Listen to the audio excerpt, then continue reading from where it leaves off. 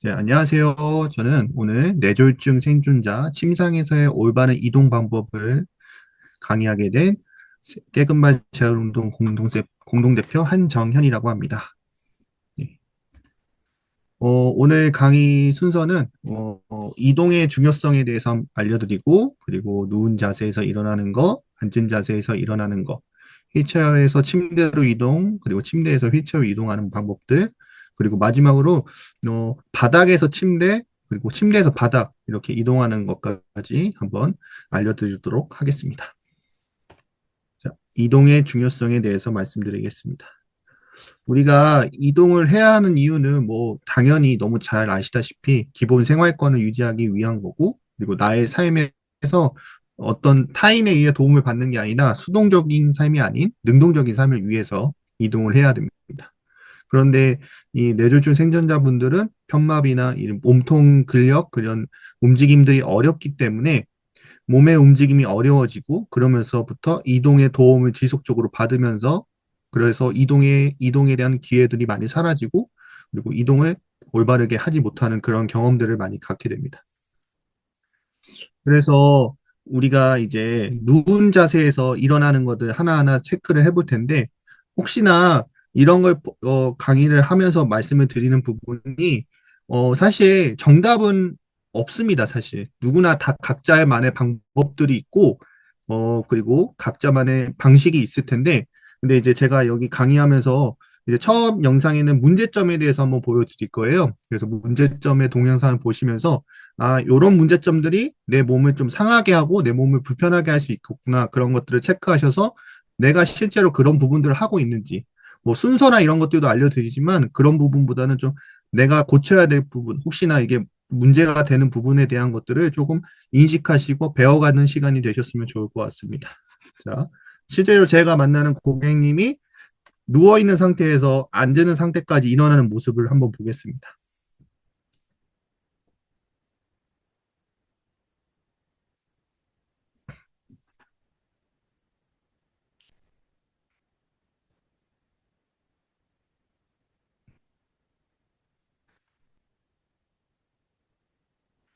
예, 보면 사실 큰 문제는 있다기보다는 대부분 이 뇌졸중 생존자분들이 이동을 할 때 많이 사용하는 부분인데, 여기 손의 시작부터 몸을 일으키기 위해서 몸을 세우는 동작이 아닌 손을 서서 이동을 한다는 거죠. 이랬을 때 보통 이 손을 짚거나 하는 손이 너무 과하게 사용하게 되면, 몸의 움직임이 없이 손만 사용하게 되면 손으로 힘이 다 쏠리기 때문에, 우리가 보통 오히려 편마비 환자분들이 건축 사용량이 너무 많아서 몸이 굳어지기도 하고 몸이 불편한 것들 많이 호소를 하시는데, 이런 부분들이 이동할 때 많이 사용하고 있는지 한번 체크를 해주시면 좋을 것 같아요. 그래서 일어날 때도 손을 많이 사용해서 짚어서 몸을 세워서 일어나시고, 그리고 또 누울 때도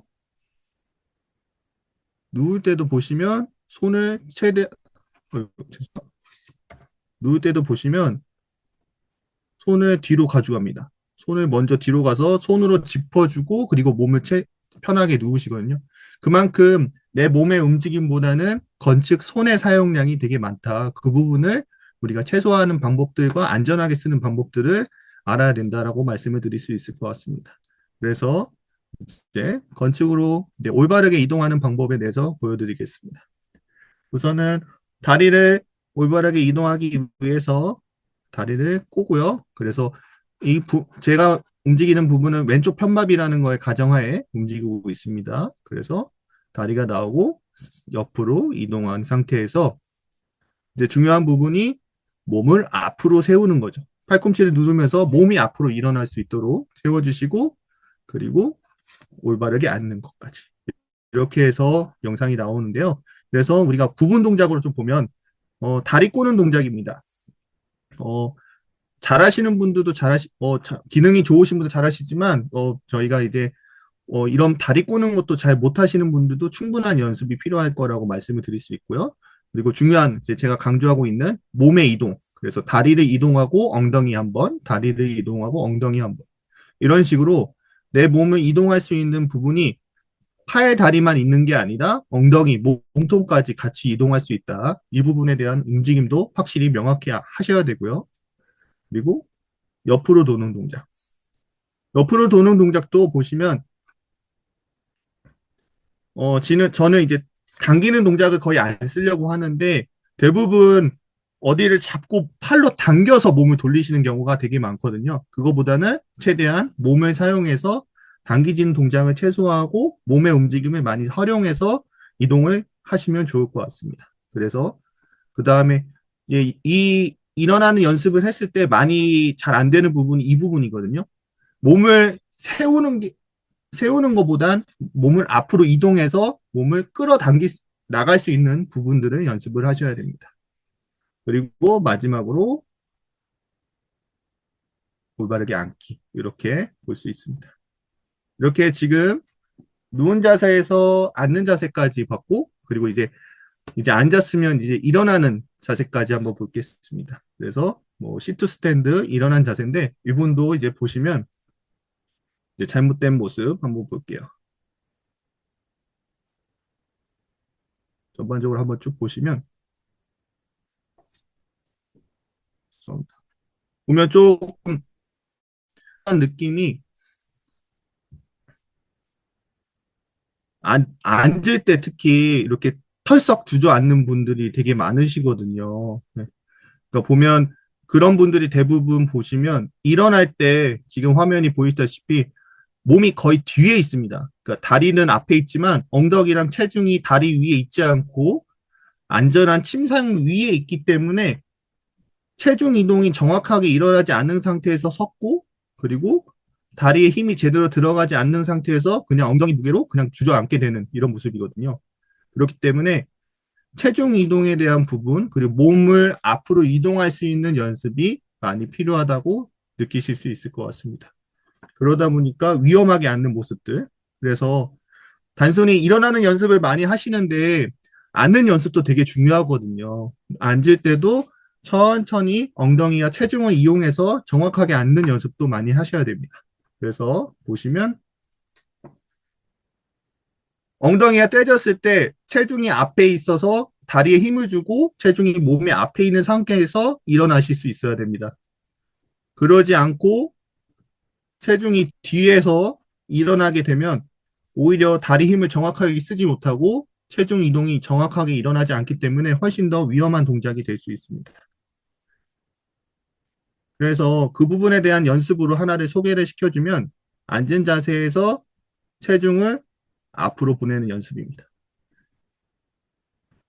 그러니까 내 몸이 전상방으로 일어나야 되는데 그 부분이 뒤에서 일어나게 되면 그만큼 동작이 힘들어지고 어려워집니다. 그래서 충분한 앞으로 이동하는 연습을 통해서 체중을 앞으로 보내고 그 상태에서 일어날 수 있는 연습을 꼭 하시길 바랍니다.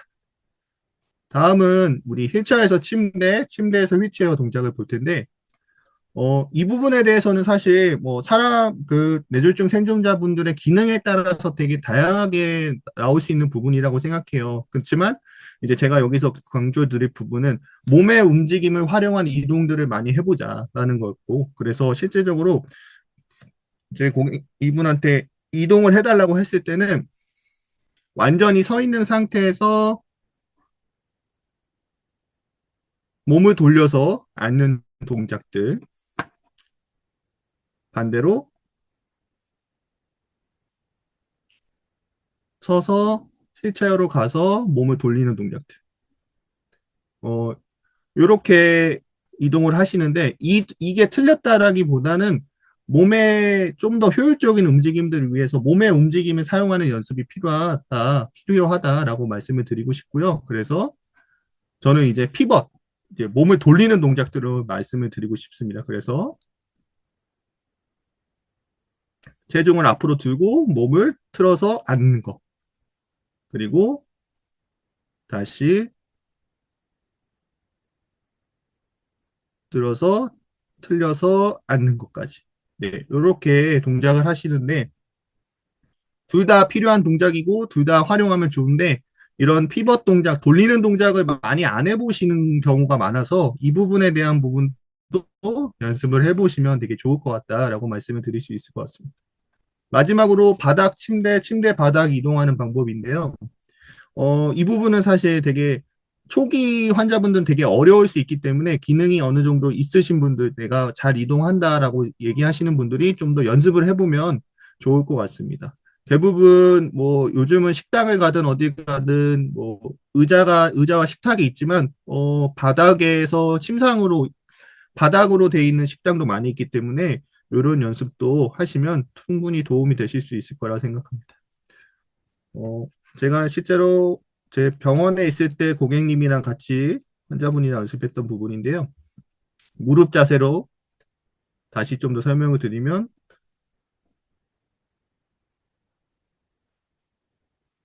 환측이 불편한 쪽이 오른쪽이고, 건측이 왼쪽입니다. 그래서 왼쪽 무릎이 매트로 내려갈 수 있도록 하고, 그 다음에 무릎 꿇는 자세가 되고, 그 다음에 무릎 꿇는 자세에서 앉은 자세까지 일어날 수 있도록 연습을 합니다.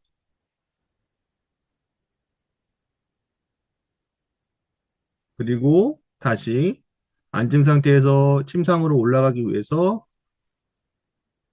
무릎 꿇는 자세가 되고,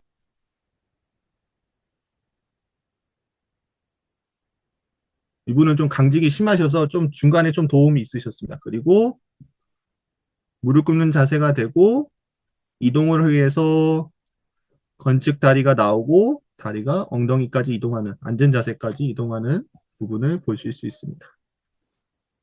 그래서 부분 동작들을 보면 무릎 꿇는 자세, 그리고 무릎 꿇는 자세에서 건축 무릎을 세우고 엉덩이를 돌려서 앉는 거, 그리고 내려갈 때는 건축 무릎으로 내려오고 무릎 꿇는 자세에서 앉기까지 이어나가는 장세들을 볼 수 있습니다. 자, 오늘 이렇게 침상 이동에 대해서 배웠습니다. 근데 이제 침상 이동이라고 할 때, 사실 다양한 방법들이 있고, 각자 환경과 여러 가지 조건들에 따라서 다양한 이동 방법이 될 수 있는데, 제가 이 부분에서 좀 강조하고 싶은 부분은 손의 사용을 최소화하고 몸을 많이 사용할 수 있는 이동을 사자.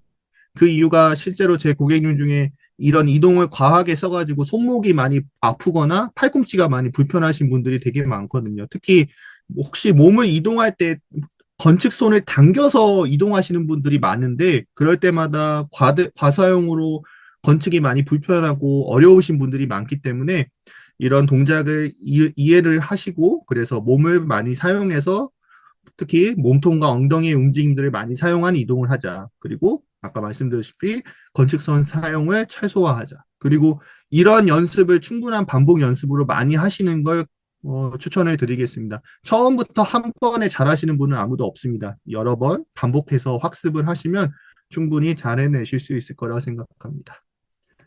자, 오늘 저의 강의는 여기까지 하도록 하겠습니다. 감사합니다.